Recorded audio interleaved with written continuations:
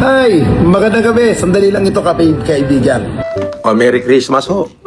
Una, meron ka bang talent sa buhay? Ano ba ang talent mo? Mahiyain ka. Huwag kang mahiya. Bakit? Dapat makapal ang pagmumukha mo. Ang galing mo rin ah.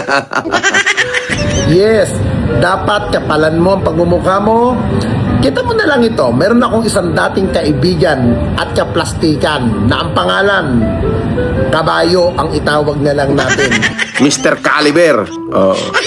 Ayaw niyang gamitin yung kanyang pangalan na Norman Kabayo. Kita mo, ano ang talent niya sa buhay? Mang-scam, di ba? Mang-scam, magmodos, magpanggap ng milyonaryo. Magko-comment ka lang, mali-mali na naman eh.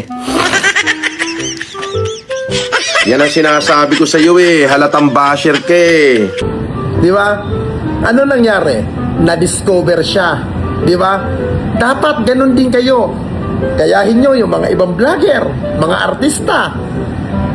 Mga talent nila magaganda. Oo.